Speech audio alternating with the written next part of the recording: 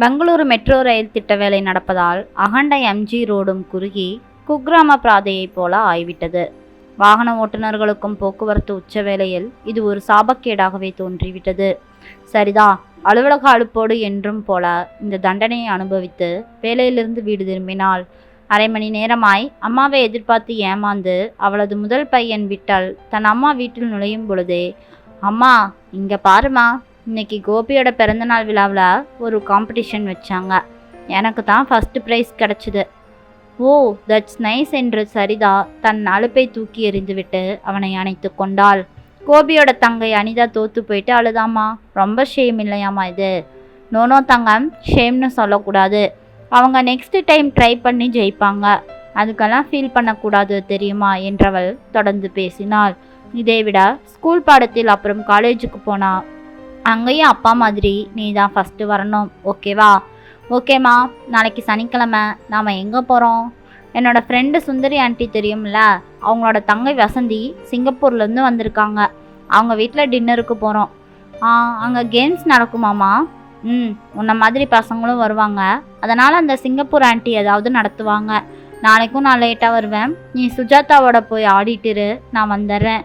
அதுவும் நீ ஹோம்ஒர்க் எல்லாம் பண்ணி என்கிட்ட ஓகே வாங்கினா தான் நான் அனுப்புவேன், ஓகேயா? பிறகு வீட்டு பணிப்பெண் சுஜாதாவிடம் எல்லா விவரமும் சொல்லிவிட்டு மற்ற வேலைகளை கவனிக்க சென்றாள் சரிதா. சரிதா பூத்துக்குளங்கும் ஒரு குதூகலமான குடும்பத்தில் மருமகளாக வந்தவள். அவள் கணவன் சந்திரன் பெங்களூரில் MBA படித்து நல்ல கம்பெனியில் காரு, சொந்த வீடு, 2 பிள்ளைகள், பெற்றோர்கள் என ஓஹோவென வாழ்க்கையை நடத்தி வந்தான். சரிதாவும் சந்திரனும் கல்வி, அறிவு, திறமை என எல்லாம் பொருந்தி மேடு ஃபார் ஈச் அதராகத்தான் இருந்தனர். சந்திரனுக்கு அலுவலகத்தில் தலைக்கு மேல் வேலை இருந்தாலும் வார இறுதியை மனைவியுடனும் மகனுடனும் திருவிழா போல ஜமாய்த்திடுவான். உல்லாசமான ஒரு விடுமுறை என்று மாலை வேளையில் குழந்தையின் கும்மாளம் ஒரு புறம் இருக்க, மாடி அறையில் ஒரு குறையும் இல்லாது சிவனேவன டிவி பார்த்து கொண்டிருந்த சந்திரனின் உயிரை சடாரென அந்த யமன் பறித்து விட்டது. 40 வயது நிரம்பாத இவனுக்கு என்ன ஆயிற்றோ? சந்திரன் திடீரென பாத்ரூமுக்குள் சென்று வாந்தி எடுத்து மயக்கம் அடைந்து விட்டான். அவ்வளவுதான், மடிந்து போய்விட்டான். இப்போது சரிதா தன் வாழ்க்கையை துணைவாக எதிர்கொள்பவளாக இருக்கிறாள். அவள் உள்ளத்தில் யாரும் காணாத அளவு சந்திரன் வாழ்ந்து கொண்டுதான் இருக்கிறான். அவள் அழுது தீர்ந்து விட்டாயிற்று. இனி யாரும் விட்டலன் முன்ன அளவே கூடாது என வீட்டிலுள்ள எல்லோருக்கும் ஒரு அன்பு கட்டளையை இட்டாள். சந்திரன் இருக்கும்போதே அவன் விட்டலுக்கு செய்த எல்லா வேலைகளும் கேளிக்கைகளும் எல்லாவற்றுகளுக்கும் முந்தி அவள் தந்தையாகவும் தாயாகவும் இப்பொழுது இருக்கிறாளே. அன்று இரவு சரிதா ஓய்வாய் இருக்கும் நேரம், அம்மா ஹோம்ஒர்க் எல்லாம் முடிச்சிட்டேன், நீங்கள் ஓகேவா பாருங்க என்றான் விட்டல். சரிதாவும் ஹோம்ஒர்க்கை சரிபார்த்து ஓகே என்றாள். ஐயா, நாளைக்கு பார்ட்டி, என்ன ட்ரெஸ் போடணும்? தங்கமே, எல்லாம் நான் செஞ்சுட்டேன். 5 மணி வரைக்கும் நீ தூங்கணும். 6 மணிக்கு சுஜாதா அக்கா கூட்டிகிட்டு போய் விடுவாங்க. கேம்ஸில் தோற்று போனவங்க யாரையும் நீ ஷேம்னு சொல்லக்கூடாது. நான் என்னோட வேலையெல்லாம் முடிச்சுட்டு வந்துடுறேன் என்று சொல்லிவிட்டு போனாள். மறுநாள் சுஜாதாவை நச்சரித்ததால் அரை மணி நேரம் முன்னதாகவே அங்கு போய் சேர்ந்து விட்டார்கள். 6 மணிக்கு மேல் விருந்துக்கு அழைக்கப்பட்டவர்கள் ஜோடி ஜோடியாக பிள்ளைகளுடன் வரவே கேம்ஸ் ஆரம்பித்தது. அன்று சுந்தரியின் தங்கை வசந்தியின் பிறந்த நாளும் கூட, ஆனால் அது யாருக்குமே தெரியவில்லை. அதனால் சற்று நேரத்துக்கு பிறகு கேக் வெட்டப்பட்டது. விட்டல் தான் கைகொட்டி உச்ச குரலில் ஹாப்பி பர்த்டே என பாடினான். கேக்கெல்லாம் விநியோகம் செய்த பிறகு விளையாட்டுக்கள் எல்லாம் தொடங்கின. அடுத்தது மியூசிக்கல் சேர். அமீர் கானின் சாரே ஜமீன் பர் படத்தின் பாட்டு பம்பல் போலே பாட்டு போட்டு கேம் ஆரம்பிக்கப்பட்டது. எல்லோரும் ஒன்றன் பின் ஒன்றாக ஓட ஆரம்பித்தார்கள். விட்டலும் அவர்களுடன் சேர்ந்து கேம்ஸில் கலந்து கொண்டான். பிள்ளைகளுக்கெல்லாம் ஒரே குஷி. விட்டலுக்கும் அது ஃபேவரட் சாங். அப்பொழுது அந்த பாட்டு கேட்டவாறு விட்டல் குதித்து ஓடும் கண்கொள்ளா காட்சியை பார்த்தவாறே சரிதா உள்ளே வந்து உட்கார்ந்தாள். ஆட்டத்தின் நாட்காலிகள் ஒவ்வொன்றாக குறையவும் கடைசி நாட்கள் இருந்த பொழுது விட்டலும் வசந்தியின் 5 வயது பெண்ணும் ஓடிக்கொண்டிருந்தார்கள். ஒருவேளை விட்டல் தோற்றுவிட்டால் அதை தாங்கிக் கொள்வானா என ஏனோ இவள் உள்ளுக்குள் பட்டாம்பூச்சி ஆடத் தொடங்கிவிட்டது மனதினுள்ளே. மியூசிக்கும் நின்றது. 2 பிள்ளைகளும் முன்னும் பின்னும் ஓடினார்கள்.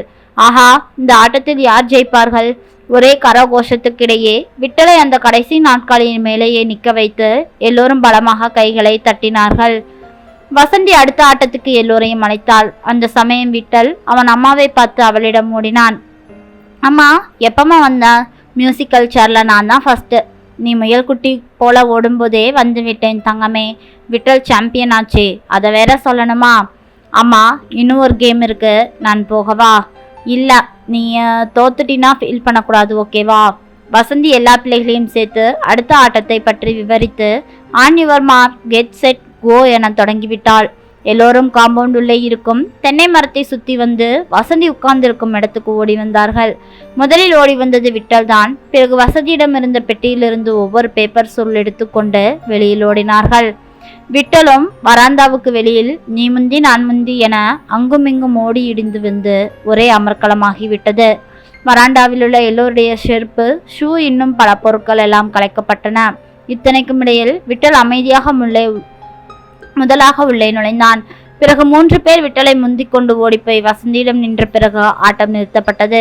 விட்டல் சோகம் தோய்ந்த முகத்துடன் அவன் அம்மாவிடம் சென்று, அம்மா, நான் தோத்து போயிட்டேன் அம்மா என்றான். போகட்டும் விடு கண்ணா, நான் தான் சொன்னனே தோத்து போனா ஃபீல் பண்ணக்கூடாதுன்னு. நெக்ஸ்ட் டைம் வின் பண்ணிடலாம். இல்லம்மா, நெக்ஸ்ட் டைம் கூட வின் பண்ண முடியாதுமா. இதை கேட்டுக்கொண்டிருந்த சுந்தரி அருகே வந்து சரிதாவையும் விட்டலையும் பார்த்து, வசந்திக்கு இன்னும் விஷயம் தெரியாது போல, டோன்ட் வெரி விட்டல், அடுத்த முறை நீ இந்த விளையாட்டு இருக்காது என்றாள். இனிமே தோத்தா கூட நான் வெறி பண்ணிக்க மாட்டேன் ஆன்ட்டி, அம்மா என்கிட்ட சொல்லி இருக்காங்க என்றான் விட்டல். சரிதாவுக்கு அது என்ன விளையாட்டு என சுத்தமாக புரியவில்லை. பிறகு அவன் கையில் இருந்த சீட்டை வாங்கி பார்த்தாள். இதுவரைக்கும் ஒரு சவாலாக அடக்கி வைத்த சரிதாவின் கண்களில் இருந்த கண்ணீர் கொட்டவிருந்தது. அதை விட்டலின் முன் சிந்த விடாமல் கண்ட்ரோல் பண்ணி தடுத்து கொண்டாள். மீண்டும் அந்த காகித துண்டை விரித்து பார்த்தாள்.